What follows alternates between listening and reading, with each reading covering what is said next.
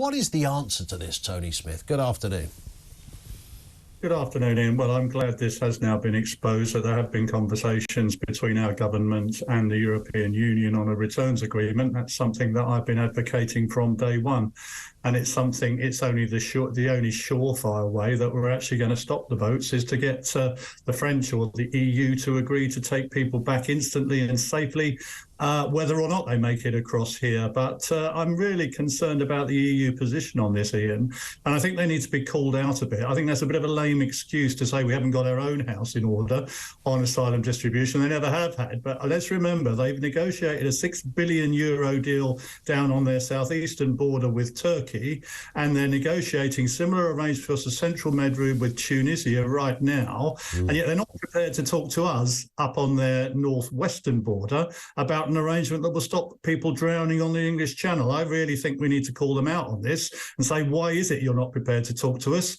What is the blocker, and what is it you would want in return for taking migrants back by channel boat? What is the returns agreement that you would be prepared to offer us under the new Central European asylum system? I'd really like to know what their answer to that would be.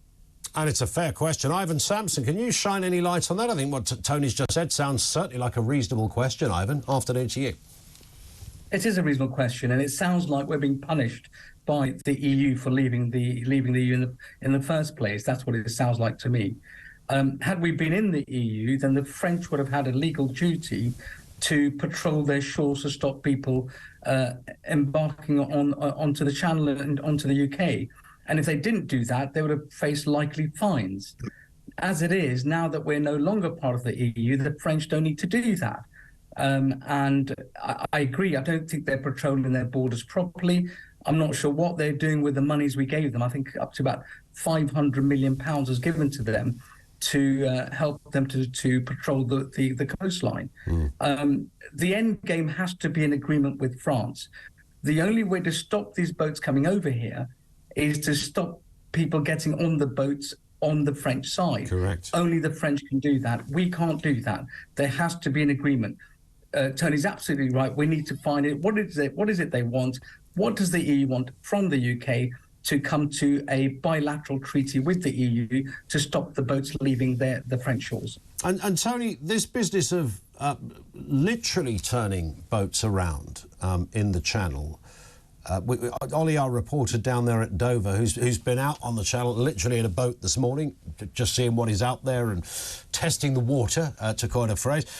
He was saying, Priti Patel had purchased jet skis and all sorts of things. Supposedly these kind of, your former boys and girls would have been out there on those jet skis, Bond style, trying to stop this, with loud hailers, please turn round, that's it, you've come too far, you can't go any further. If it was a land border, of course, nobody would be blinking, but it makes it slightly trickier at sea. Is it literally impossible to turn those boats around? So you're right that Priti Patel, when she was Home Secretary, Chris Philp, when he was Immigration Minister, did commission the Border Force to do some trials on this. Ian, I think there are some pictures of coverage of that where we did try this.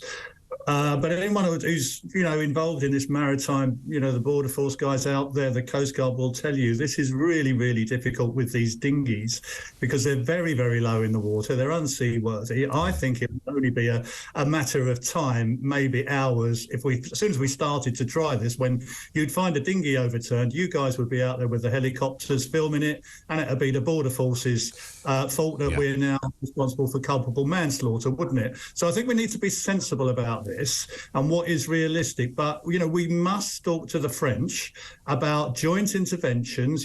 Why can we not have French people on our vessels, British officers on their vessels? These are all things that are feasible in international law with international agreement. That's why I want you to keep going, Ian. Can you please call the EU out on this? Absolutely. And get an answer for me, because I'm really interested. I'm sure lots of your listeners really. What is it then that stops you from coming to a returns agreement with the UK?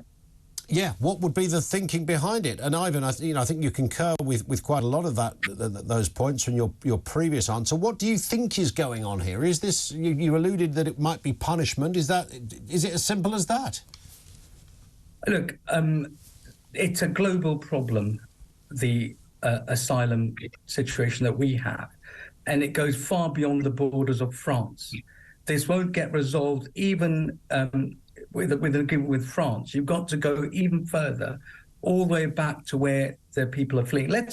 Most people do not come to the UK who leave, say, Syria. They go across the border into Turkey and they wait there. And that's majority, I'd say 99.9% of people do that.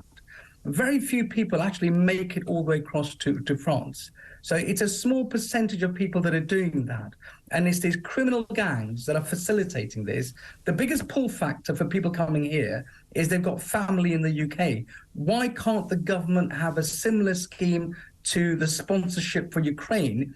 If you've got a family member from Syria, Iraq, Eritrea, Afghanistan, or Iran, why can't family members sponsor these people to come here and claim asylum? They'd be responsible for putting them up and looking after them when they're here. Regarding people on the channel, we have obligations under the international maritime law, under UNCLOS and SOLAS. We've got to rescue people. So I'm afraid we can't just push people back. It would be a breach of our international obligations. The Home Office, Border Force did try and get an amnesty from Priti Patel to say, if we do that, do you provide us an amnesty from prosecution? And that didn't go anywhere because they knew full well that they'd be breaking the law and possibly committing involuntary or voluntary manslaughter. So depending on the circumstances. So this is a really difficult problem that needs a raft of measures to resolve it. Ivon, thank you. Ivon Sampson, immigration lawyer. And Tony Smith, thank you to you, Tony. He's the former head of the UK Border Force, so he knows his way around this story. So you can't physically turn people back, but there must be another option somewhere.